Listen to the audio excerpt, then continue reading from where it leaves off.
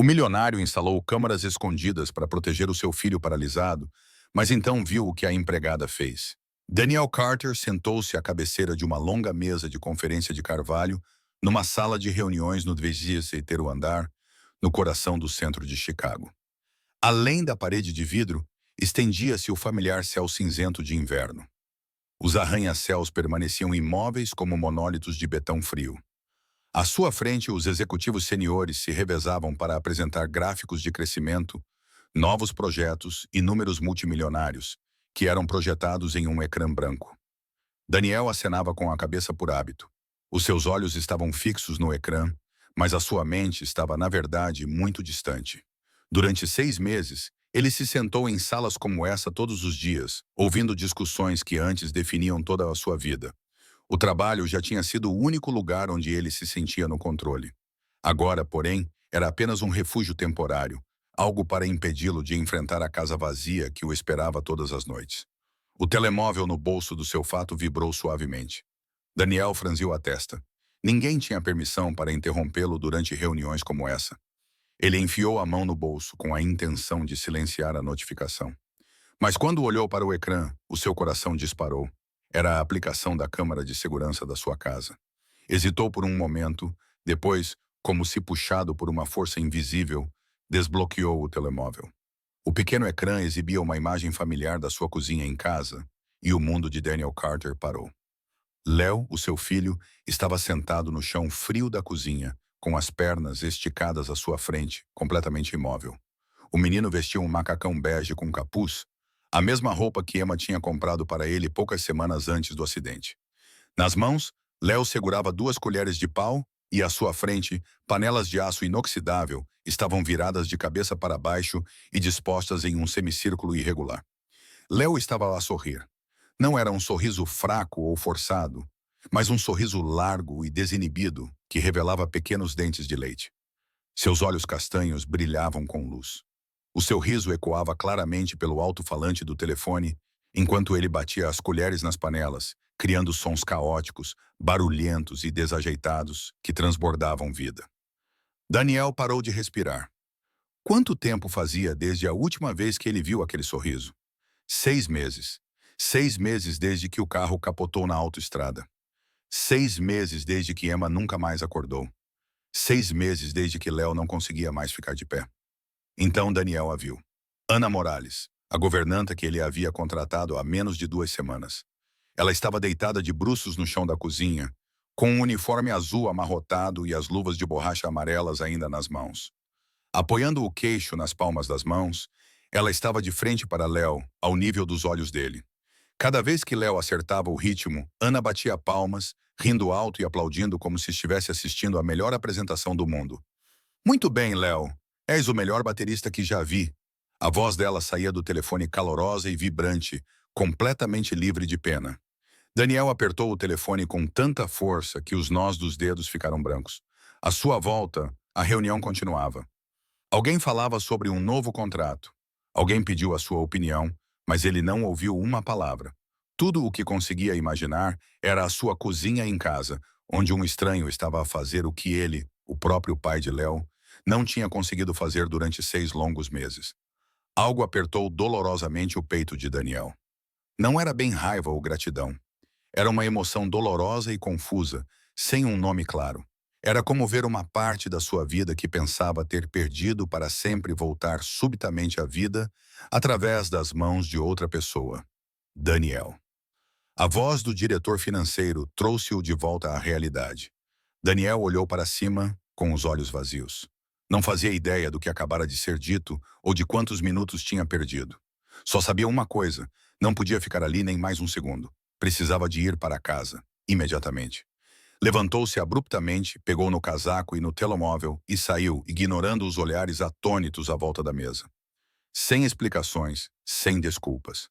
Naquele momento, todos os contratos, todos os números e todo o império empresarial que ele passou a vida a construir perderam o sentido. Tudo o que ele conseguia pensar era na cozinha nos subúrbios de Chicago, onde o seu filho estava a rir, e na dolorosa verdade que começava a revelar-se. Quando a porta da sala de conferências se fechou atrás dele, Daniel Carter caminhou rapidamente em direção aos elevadores. Mas enquanto o seu corpo avançava, a sua mente foi violentamente puxada 6 meses para trás, para uma noite da qual ele nunca tinha realmente escapado, por mais que tentasse esquecê-la. O acidente aconteceu numa noite chuvosa. Emma estava sentada no banco do passageiro da frente, virando-se para sorrir para Léo no banco de trás. Ela tinha acabado de dizer algo sobre o jantar e levar o filho ao parque perto do lago Michigan no fim de semana. Daniel não se lembrava das palavras exatas. Tudo o que conseguia recordar era o riso suave e familiar de Emma, que parecia uma constante na sua vida. Então, tudo aconteceu em segundos. Houve faróis ofuscantes na faixa contrária, o guincho dos travões e o volante a escorregar fora de controlo na estrada molhada. O carro girou lateralmente. Metal bateu em metal. O vidro explodiu. O mais assustador não foi o impacto em si, mas o silêncio que se seguiu. Daniel recuperou a consciência na ambulância, com a cabeça a latejar como se estivesse prestes a rachar. Virou-se para o banco do passageiro e chamou Emma, mas não houve resposta. O rosto dela estava inexpressivo, os olhos fechados como se estivesse a dormir, muito imóvel. Léo gritava no banco de trás. Aquele grito assombra Daniel desde então. Emma morreu antes de chegarem ao hospital. Léo sobreviveu, mas sua medula espinhal ficou gravemente danificada. O médico falou com calma e profissionalismo, mas cada palavra parecia um golpe de martelo para Daniel. As chances de ele voltar a andar são muito baixas. Daniel assentiu. Ele não chorou. Ele não reagiu. Era como se sua mente tivesse se desligado para protegê-lo. Os dias seguintes passaram em uma névoa. Houve o funeral, flores brancas, abraços constrangedores e condolências vazias. Daniel ficou ali como um cadáver ambulante, ouvindo as pessoas falarem sobre como Emma era uma mulher maravilhosa e uma ótima mãe, como se ele já não soubesse disso. Na primeira noite de volta a casa, Daniel ficou parado do lado de fora do quarto de Léo por um longo tempo. O seu filho estava deitado no pequeno berço, com as pernas minúsculas e móveis, e o rosto pálido após a cirurgia. Daniel olhou para ele, sentindo como se o seu coração estivesse a ser esmagado no punho de alguém. Cada vez que olhava para Léo, via o carro capotando, via sangue, via Emma, via o preço de um único momento de desatenção na estrada, uma vida inteira. A partir daquele dia, Daniel começou a correr. Enterrou-se no trabalho, assumindo mais projetos e prolongando o seu horário. Saía de casa antes do filho acordar e regressava depois de ele ter sido deitado. Dizia a si mesmo que precisava de dinheiro para o tratamento, para os melhores médicos e para tudo o que o filho pudesse precisar. Mas a verdade era que Daniel não suportava o olhar do filho. Naqueles grandes olhos castanhos, ele via perguntas que não conseguia responder. Por que a mãe não voltou? Por que não consigo mais ficar de pé? Acima de tudo, por que o pai olha para mim como se eu fosse uma ferida? Daniel contratou várias babás. Algumas eram muito piedosas, falando com Léo em tom triste. Outras eram muito frias, tratando o filho como se ele fosse uma tarefa a ser cumprida. Nenhuma delas fazia Léo rir. Ninguém fazia aquela casa parecer viva. Em vez de ficar e aprender a enfrentar a dor, Daniel optou por controlar tudo à distância. Câmaras escondidas. No início, a ideia só lhe passava pela cabeça ocasionalmente. Parecia uma solução segura, uma forma de se sentir à vontade quando não estava em casa. Contactou uma empresa de segurança de alto nível e solicitou um sistema que fosse indetetável. Pequenas câmaras foram instaladas dentro de relógios de parede, tomadas elétricas, cantos do teto e molduras no corredor. Funcionavam 24 horas por dia, sem perder um único momento. Ele disse a si mesmo que estava a fazer isso para proteger o seu filho e garantir que ninguém jamais magoasse Léo. Mas no fundo, Daniel sabia que era apenas mais uma maneira de evitar estar presente. Queria ver tudo sem ter de participar. À noite, depois de regressar do escritório, Daniel não ia diretamente para o quarto do filho. Em vez disso, sentava-se no seu escritório com o candeeiro de secretária a iluminar o seu rosto exausto e abria a aplicação da câmara no seu tablet. Reproduzia o dia inteiro. Via Léo a comer. Via Léo sentado sozinho. Via Léo a chorar e depois a acalmar-se.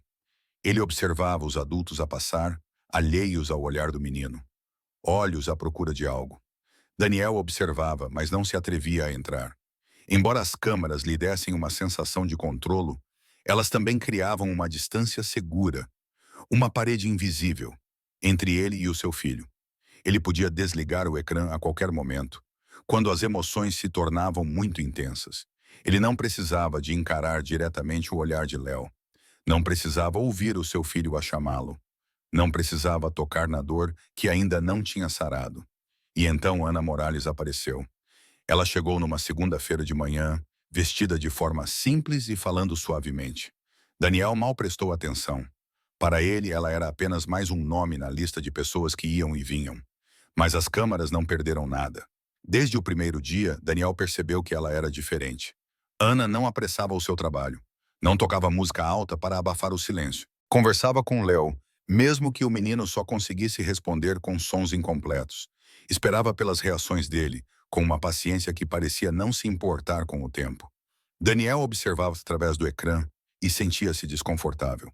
Não porque Ana estivesse a fazer algo errado, mas porque estava a fazer algo certo, algo que ele próprio nunca se atreveu a fazer. De uma forma que ele próprio nunca se atreveu a fazer. As portas do elevador abriram-se. Daniel entrou, com o coração a bater forte. As portas fecharam-se com um som seco, ecoando no espaço apertado. Daniel Carter ficou sozinho lá dentro, com as costas encostadas na parede de metal fria e a mão ainda segurando o telemóvel com força. As imagens da câmera continuavam a ser reproduzidas. Léo continuava a bater com as colheres de pau nas panelas de aço inoxidável. Cada golpe desajeitado, mas cheio de entusiasmo. Ana batia palmas ao ritmo, o seu riso misturando-se com o dos filhos, criando um som que Daniel não ouvia naquela casa há 6 meses. Ele rebobinou o vídeo, depois rebobinou-o novamente e novamente. Cada vez, ele notava outro pequeno detalhe que tinha perdido antes. Ele notou a maneira como Ana se inclinava para mais perto, para que Léo não tivesse de forçar o pescoço. A maneira como ela esperava que o menino olhasse para cima antes de falar.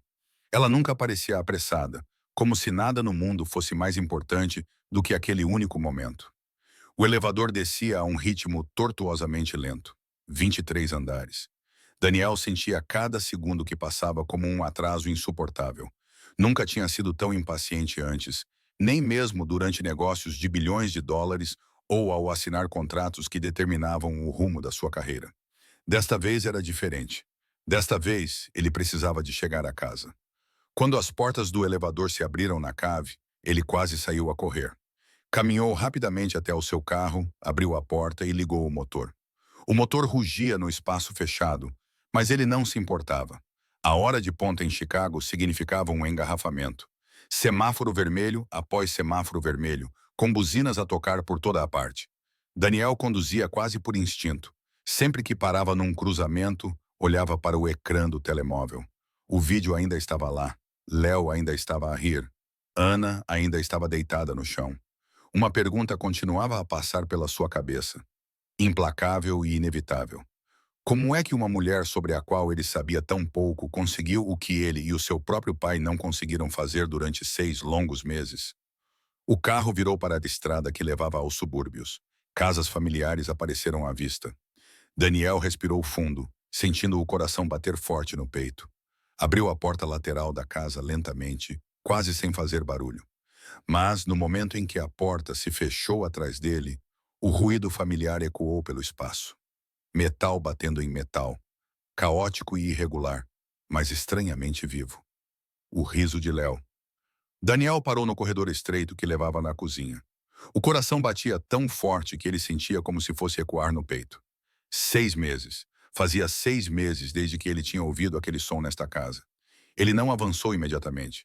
Ficou ali, com as costas encostadas na parede, respirando fundo como se preparasse para algo avassalador. Então, deu mais alguns passos, apenas o suficiente para ver toda a cozinha. Tudo estava exatamente como no vídeo. Léo estava sentado no chão frio de azulejos, com as pernas pequenas esticadas à sua frente, imóvel.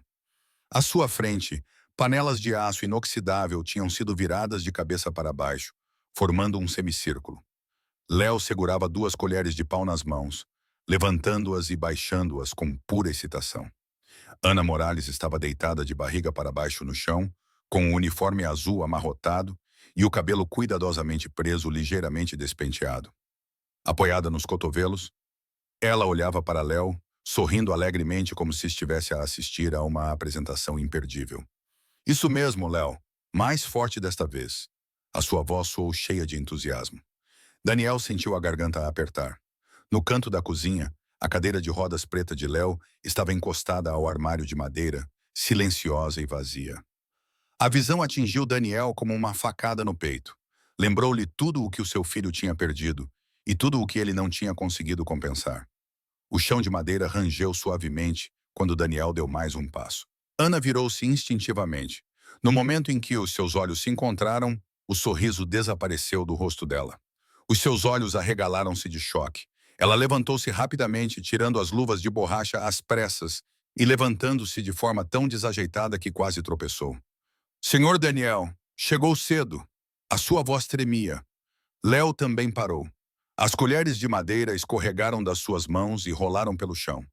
Ele olhou para Daniel, os seus grandes olhos castanhos brilhando com um traço familiar de confusão, uma expressão que Daniel tinha visto com demasiada frequência nos últimos meses. Era o olhar de uma criança que não sabia se o homem à sua frente ficaria ou desapareceria novamente. Ana se abaixou rapidamente para recolher as panelas. Eu já limpei a casa toda, disse ela apressadamente, com a respiração irregular. Você pode verificar qualquer cômodo que quiser. Eu só... Continuou ela rapidamente. Eu só parei por um momento porque Léo estava chorando muito. Eu ia brincar com ele por alguns minutos e depois dar-lhe de comer. Daniel observou a cena com o peito apertado de dor. Ele estava muito familiarizado com a visão de adultos apressando-se para limpar tudo ao redor de Léo, como se a alegria do seu filho fosse um erro que precisasse ser corrigido imediatamente. Guarde esses potes. A voz de Daniel saiu mais baixa e mais dura do que ele pretendia. Ana congelou, com 2 potes ainda nas mãos, o corpo todo rígido.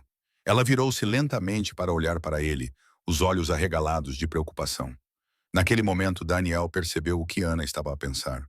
Ela achava que estava prestes a ser demitida. Por favor, Sr. Daniel, disse ela, com a voz trêmula e lágrimas nos olhos. Eu preciso deste emprego. Juro que não estava a ser preguiçosa. A casa está realmente limpa. Limpei todos os quartos, limpei todas as casas de banho e dobrei a roupa lavada. Até removi a mancha do sofá, como o senhor pediu. Ela respirou fundo, tentando se recompor. Só parei por menos de 10 minutos porque o Léo estava muito triste. Não suportava vê-lo assim. Daniel cruzou os braços e encostou-se na porta da cozinha. Ele olhou para Ana por um longo momento. Depois desviou o olhar para Léo. O menino tinha abaixado a cabeça, juntando as mãozinhas e encolhendo ligeiramente os ombros. O seu sorriso de momentos antes tinha desaparecido completamente, como se nunca tivesse existido. O coração de Daniel apertou-se. Sabes por que estou a perguntar? Daniel perguntou lentamente. Foste contratada para limpar a casa, não para deitar no chão a brincar com o meu filho. Ana pestanejou, com a confusão claramente estampada no rosto. Eu só estava a brincar com ele, senhor. Por quê? Daniel perguntou, baixando a voz. Por que é que se deitou naquele chão frio e parou de fazer o seu trabalho? Ana ficou em silêncio por um momento. Então, ela pousou as panelas, endireitou-se e olhou diretamente para Daniel. O medo em seus olhos tinha desaparecido, substituído por algo calmo e profundamente sincero. Porque o Léo está sentado no chão, disse ela. Então, eu também me sentei no chão. Daniel congelou. Ana continuou, com a voz firme, como se estivesse a afirmar a verdade mais óbvia do mundo. As crianças não precisam de adultos acima delas, olhando para baixo. Precisam de alguém ao nível dos olhos. Precisam de sentir que o adulto está com elas, não apenas a observar. Algo afiado perfurou o peito de Daniel. Ela continuou devagar, mas com firmeza. Se eu ficasse ali e olhasse para baixo, não estaria realmente a brincar com o Léo. Seria apenas mais um adulto a passar pela vida dele. A cozinha ficou em silêncio. Daniel olhou para Ana, depois olhou para Léo e, pela primeira vez em 6 meses, percebeu uma verdade tão dolorosa que lhe tirou o fôlego. Ele nunca se sentara no chão com o seu filho. A cozinha ficou em um silêncio pesado após as palavras de Ana. Daniel Carter permaneceu encostado na porta, com os braços cruzados sobre o peito, mas a sua postura não demonstrava o seu habitual senso de controle. Parecia mais uma fina camada de defesa, como se estivesse a tentar manter-se de pé depois de algo dentro dele ter sido atingido. Dizes isso como se fosse óbvio, disse Daniel, com voz baixa e seca. Mas não foste contratada para fazer isso. Ana respirou fundo. Não baixou a cabeça em sinal de desculpa, nem enumerou as tarefas que tinha cumprido. Talvez não esteja escrito no contrato, disse ela lentamente. Mas acredito que há coisas que não precisam de ser solicitadas para serem feitas. Daniel franziu a testa. Como não deixar uma criança sentada sozinha por muito tempo? Respondeu ela. Ou fingir estar ocupado quando se vê uma criança que precisa de atenção. Daniel sentiu a garganta secar. Ana olhou para ele novamente, o seu olhar nem desafiador, nem acusador, apenas honesto. Quando cheguei aqui, continuou ela, Leo estava sentado na sua cadeira de rodas, olhando pela janela por um longo tempo. Ele não estava a chorar, ele não estava a pedir nada, mas eu podia ver claramente, ele estava à espera de alguém. Daniel cerrou os dentes. Tentei falar com ele, disse Ana. No início, Leo apenas emitiu alguns sons inarticulados, mas continuei a falar mesmo assim, porque as crianças conseguem sentir quando um adulto está verdadeiramente presente. Ela fez uma breve pausa e continuou, com a voz mais suave. A minha avó costumava fazer isso comigo. Daniel olhou para cima. Sempre que eu estava triste ou com medo, ela dizia, nunca se colocava acima de mim e tentava me confortar. Ela sempre se sentava comigo, mesmo quando o chão estava frio e o vestido dela ficava sujo. Ana sorriu levemente. Ela costumava dizer que, se você quer que uma criança sinta que é importante, a primeira coisa que um adulto deve fazer é se colocar no nível dela. Não para ser menor, mas para estar mais perto.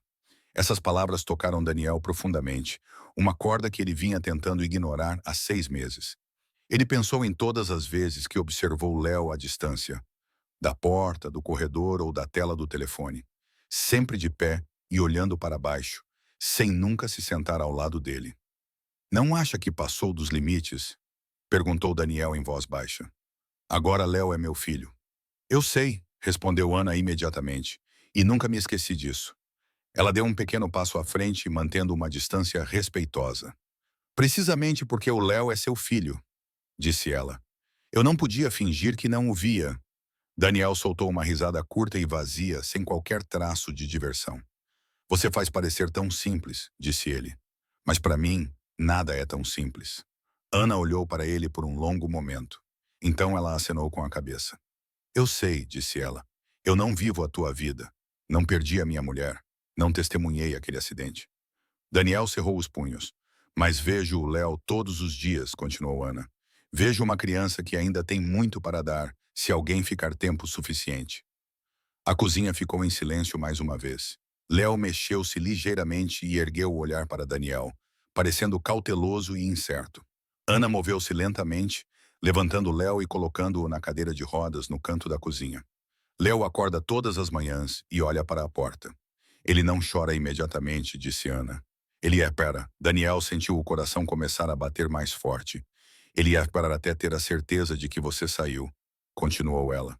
Só então é que ele chora. Já chega, interrompeu Daniel bruscamente. Não tens o direito. O direito de quê? Perguntou Ana, com a voz a tremer pela primeira vez. O direito de ver uma criança que está a sofrer. Daniel virou-se. Achas que eu não vejo isso? Disse ele. Achas que eu não sei que o meu filho está a sofrer? Ana não recuou. Acho que tu vês, respondeu ela. Mas tu desvias o olhar. As palavras caíram como um golpe direto. Daniel cerrou os punhos. Tu não estavas naquele carro.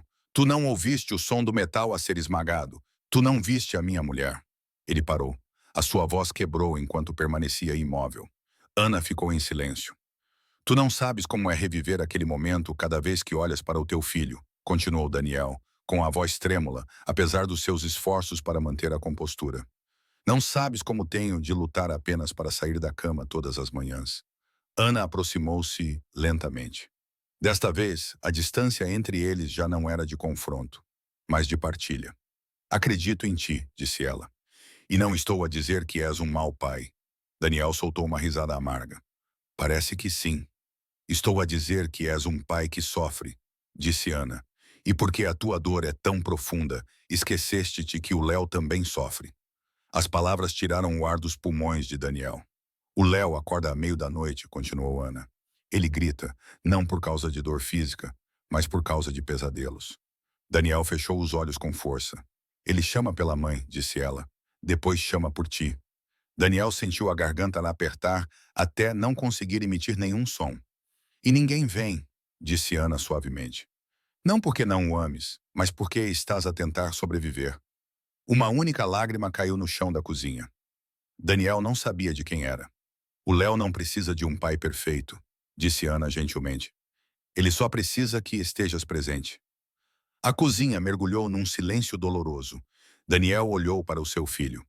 Léo estava a olhar para ele, com os olhos arregalados, como se estivesse a segurar algo terrivelmente frágil. A esperança misturava-se com o medo familiar. Daniel Carter desviou o rosto e respirou fundo, como se sem isso o seu peito pudesse se partir ali mesmo. As palavras de Ana continuavam a ecoar na sua mente. Cada frase, cada sílaba nítida e implacável. Ele sabia que ela estava certa. E era exatamente isso que ele não conseguia suportar. Tudo o que você acabou de dizer, eu já sei. Daniel falou de repente. Ana olhou para ele com uma expressão de surpresa no rosto. Os pesadelos, continuou Daniel. As manhãs em que o Léo chora. As vezes em que ele se senta sozinho, a olhar para a porta. Ele fez uma pausa, com a mão tão apertada que tremia. Porque eu vi tudo. Ana franziu a testa. Tu viste? Como? Daniel virou-se para ela. Agora não havia volta a dar. Instalei câmaras na casa, disse ele. Em todo o lado. O ar na cozinha pareceu congelar. Câmaras de CCTV, repetiu Ana, baixando a voz. Escondidas, continuou Daniel, cada palavra presa na garganta. Em relógios, tomadas e molduras. Gravam 24 horas por dia. Ana deu um passo para trás. Estavas a vigiar-me? Perguntou com a voz a tremer de choque. Daniel falou rapidamente. Não por tua causa. No início era por causa dos outros. Precisava de ter a certeza de que o Léo estava seguro. Não podia confiar em ninguém. Ana interrompeu com a voz subitamente aguda. Ela soltou uma risada curta, mas sem humor. Você me olhou como se eu fosse uma ameaça, disse ela. Como alguém que poderia machucar seu filho. Daniel abriu a boca, mas nenhuma palavra saiu. Você me observava trabalhar, continuou Ana. Você me observava conversar com Léo. Você me observava ficar até tarde. Você me observava brincar com ele. Os seus olhos encheram-se de lágrimas. E nunca me disseste, disse ela. Nunca me deste o direito de saber que estava a ser vigiada. Um arrepio agudo percorreu a espinha de Daniel. Desculpa, disse ele baixinho. Sei que foi errado, mas precisavas de controlo, disse Ana sem rodeios. Não por minha causa, mas por causa do teu medo. Daniel baixou a cabeça. Ana olhou para ele por um longo momento. Depois perguntou com voz trêmula, mas resoluta. Então, em todas essas gravações, alguma vez me viste fazer algo errado? Daniel ficou em silêncio. Viste-me gritar com o Léo, ela insistiu. Viste-me deixá-lo a chorar? Viste-me magoá-lo? Cada pergunta cortava como uma lâmina. Ou só viste-me a cuidar do Léo com todo o meu coração? Perguntou Ana, com a voz a falhar. Daniel fechou os olhos. Ele tinha visto tudo. Ele tinha visto Ana sentada ao lado de Léo por horas, falando sozinha. Ele tinha visto ela segurar a mão do menino quando ele estava com medo, e tinha visto ela cantarolar baixinho quando pensava que ninguém estava ouvindo. Era isso que o deixava irritado, não porque Ana tivesse feito algo errado, mas porque ela tinha feito o que ele, como pai do menino, não tinha tido coragem de fazer. Eu vi-te a fazer coisas que não fazem parte das tuas funções, disse Daniel, com a voz a ficar fria, como se estivesse a tentar proteger-se. A brincar com o Léo quando devias estar a limpar. A cantar para o meu filho quando ainda havia trabalho a fazer. Ana olhou para ele. Então despede-me, disse ela com firmeza. Ela abaixou-se e pegou na bolsa que estava sobre a cadeira. Se amar uma criança é passar dos limites, continuou ela, então não me arrependo. Daniel sentiu o coração afundar num abismo. Ana virou-se preparando-se para sair. Não olhou para trás para Daniel. Não disse mais nada. Os seus movimentos eram decisivos e rápidos, como se tivesse medo de que, se hesitasse por um segundo, não fosse forte o suficiente para ir embora. Daniel Carter ficou paralisado no lugar. O seu corpo não reagiu ao que se desenrolava diante dele. Tudo na sua mente desacelerou. transformando-se em algo dolorosamente prolongado. Ele viu Ana virar as costas para ele, viu a tensão nos ombros dela e viu o momento em que a porta estava prestes a fechar. Não apenas a porta da casa, mas a porta final que levava à frágil peça que Léo tinha acabado de começar a explorar. Não. A palavra escapou da sua boca tão fracamente que Daniel mal reconheceu a sua própria voz. Ana parou por apenas um segundo, mas não se virou. Daniel sentiu o seu coração perder o ritmo e a sua respiração tornar-se superficial e rápida. Pânico puro e cru, do tipo que ele acreditava existir apenas no momento do acidente, surgiu e o engoliu por completo. Por favor, não vá. Desta vez a sua voz quebrou completamente. Ana virou-se. Não havia mais raiva em seu rosto, nem gentileza. Apenas exaustão e decepção permaneciam. Por que quer que eu fique? Ela perguntou. Para ser vigiada como uma suspeita? Daniel balançou a cabeça repetidamente. Não, disse ele com a voz trêmula. Eu estava errado. Eu sei que estava errado. Ana permaneceu em silêncio, à espera. Daniel abriu a boca, depois fechou-a novamente. Durante anos, ele estava habituado a tomar decisões, a falar com certeza e a controlar todas as situações. Mas agora, não havia nenhuma estratégia que pudesse salvá-lo. Não sei o que fazer, ele finalmente admitiu. Eu realmente não sei. Essas palavras pareciam abrir algo dentro dele. Não sei mais como ser pai, continuou Daniel, com a voz apertada. Não sei como ser marido quando a Emma se foi. Não sei como viver naquela casa sem a ver em todo o lado. Ana apertou a alça da sua bolsa. Sempre que olho para o Léo, disse Daniel, com lágrimas a começarem a escorrer. Vejo o acidente. Vejo o acidente. Vejo o carro. Vejo a Emma. Ouço o meu filho a chorar. Levou as mãos trêmulas ao rosto. Tenho medo, disse Daniel, com a voz pouco acima de um sussurro. Tenho medo de que, se me aproximar do meu filho, se o amar como antes, vou perdê-lo novamente. Ana prendeu a respiração. Não consigo sobreviver a outra perda, continuou Daniel. Já perdi a minha esposa. Não posso perder o Léo também. Lágrimas escorreram por entre os seus dedos e caíram no chão. Sei que instalar as câmaras foi errado, disse ele. Sei que te magoei, mas não foi porque duvidava de ti. Ele levantou a cabeça e olhou para Ana, com os olhos vermelhos e inchados. Fiz isso porque não confio em mim mesmo. A cozinha mergulhou em silêncio. Léo emitiu um pequeno som. Ele não entendia o que estava a acontecer, mas podia sentir a tensão. As suas pequenas mãos apertaram o tecido da camisa e os seus olhos fixaram-se em Daniel. Ana seguiu o seu olhar e então algo no seu rosto mudou. A dureza dissolveu-se lentamente, substituída por ternura. Não és o único que tem medo, disse ela suavemente. O Léo também tem. Daniel fechou os olhos. Mas manter a distância não te protegerá da dor, continuou ela. Isso só fará com que percas tudo o que ainda está lá. Ana deixou a bolsa escorregar da mão. O som dela batendo no chão foi pesado, mas desta vez não foi o fim. Ela caminhou lentamente em direção a Daniel e parou na frente dele, mantendo uma distância suficiente. Precisas de ajuda, disse Ana. Ajuda real de alguém treinado para fornecê-la. Daniel balançou a cabeça instintivamente. Não preciso. Precisas, interrompeu ela gentilmente, mas com firmeza. Porque se não precisares, essa dor vai consumir-te. E ao Léo também. Daniel não discutiu mais. Ele ficou ali, um homem que já controlara um império inteiro, agora completamente exposto à verdade. Pela primeira vez em 6 meses, Daniel Carter permitiu-se fazer a única coisa que evitara a todo o custo. Ele chorou. E se eu não conseguir fazer isso? Perguntou Daniel com a voz trêmula. E se, quando eu me sentar lá, tudo o que eu vir for o acidente? Tudo o que eu vir for a Emma? Ana virou-se para olhar para ele com um olhar firme. Então eu estarei aqui, disse ela, não para substituir-te, mas para ajudar-te a superar esse momento. Daniel respirou fundo.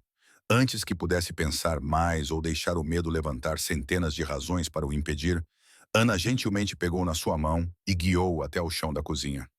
Daniel ajoelhou-se, depois sentou-se completamente. Pela primeira vez em meses, Daniel Carter estava ao nível dos olhos do seu filho. Os olhos de Léo arregalaram-se de surpresa. Ele olhou do pai para Ana, como se não acreditasse no que estava a ver. Ana pegou numa colher de pau e colocou-a na mão de Daniel, fechando suavemente os dedos dele em torno do cabo. Basta bater, disse ela. Não penses. Daniel olhou para a colher na sua mão. Os seus dedos tremiam ligeiramente. Sentia-se ridículo.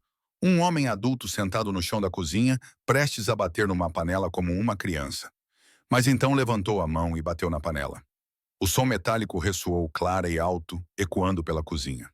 Léo estremeceu ligeiramente. Então o menino sorriu. Era um sorriso pequeno e hesitante, mas tão real que doía.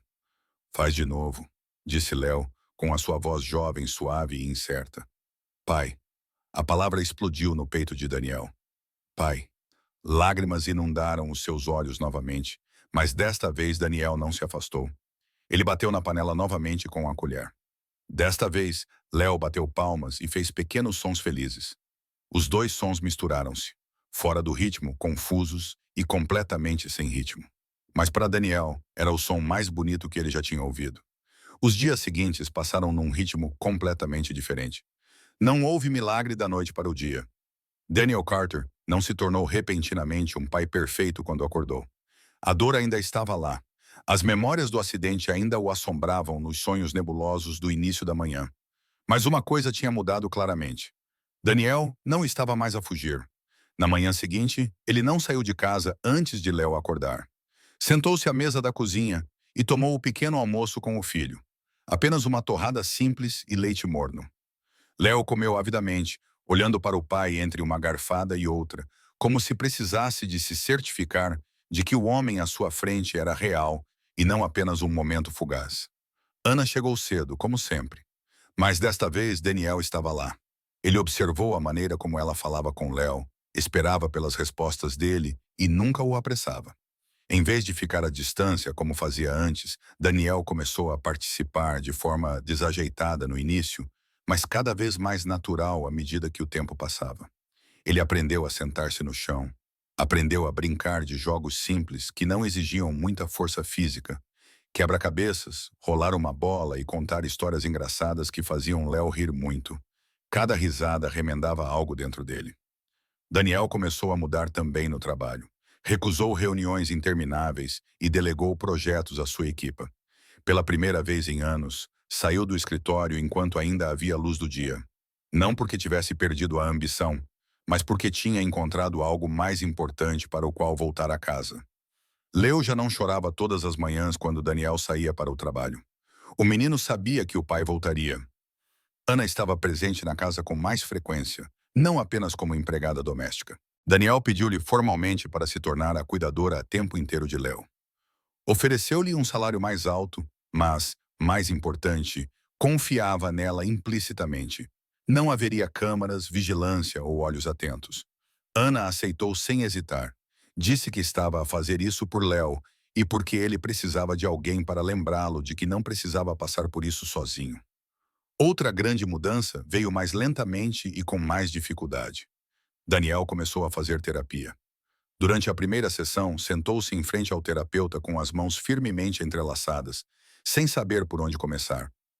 Mas quando falou de Emma, a sua voz tremeu.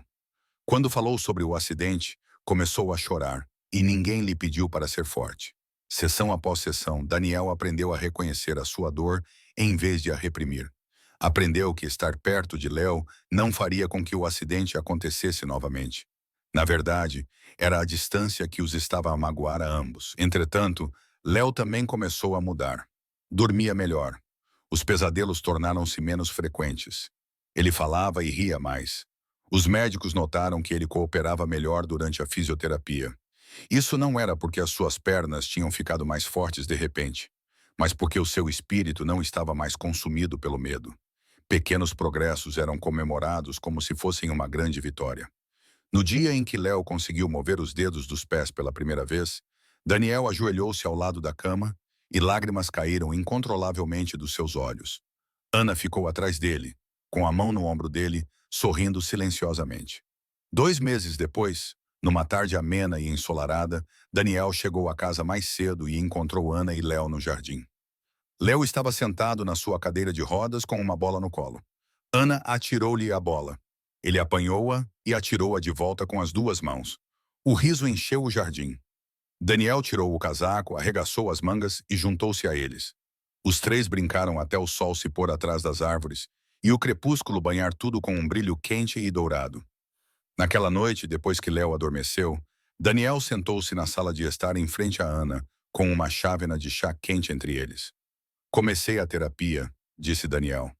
Acho que estou lentamente a aprender a viver novamente. Ana assentiu. Eu posso ver isso. Quase perdi o Léo, continuou Daniel, baixando a voz. Não por causa do acidente, mas por causa do meu próprio medo. Ana permaneceu em silêncio, deixando-o continuar. Mudaste as nossas vidas, disse Daniel. A minha e a do meu filho. Ana sorriu, com os olhos suaves e calorosos. Não fiz nada de extraordinário, disse ela. Apenas fiquei. Daniel compreendeu que tinha sido o facto de ela ter ficado dia após dia que tinha feito toda a diferença,